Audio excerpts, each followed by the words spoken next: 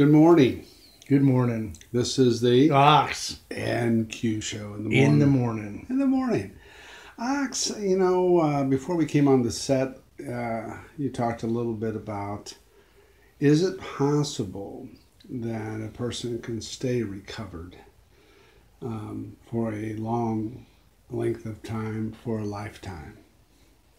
Give me your thoughts on how that can be done, because you see, what I see anyway is I see a group of people that really are recovered. In fact, they're on the island of serenity and they just keep it simple. And then there's others out there like, oh my, they're in and out and in and out, never getting anything done. Zero, starting over again. In fact, I spoke at a treatment center last night and a guy goes, this is like my 18th time being in here and I'm fed up and I'm sick and tired of being sick and tired. Wow. So, Yeah, I think that to stay clean for life, we have to never forget where we came from. You always have to remember, we think back on the things that we did and the things that happened during the times we were using, the things that we've lost, the resentments, the regrets that we have. And to continue a lifetime of recovery, I believe, number one, it takes always having that relationship with the higher power, number one.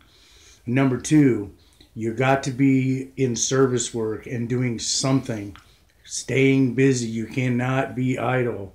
There's a difference to me between being clean and being sober. Not using is fine, but unless you have sobriety, which means you got that sound mind and you're doing something every day, it's one day at a time. yeah, as I spoke, I talked a lot about that addiction, any sort of addiction, is a lot like an anaconda snake. It wraps itself around you and it just keeps, it's almost like a boa constrictor. It just squeezes you and you're able to make adjustments and you're able to lose things, and it's no big deal until you absolutely have nothing. And this one gentleman walked up to me and said, that's exactly right.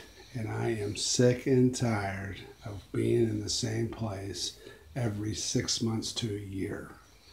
I've got to get going. And I said, well, if I was of any help, that's great. Just something to think about. Only suggestions only.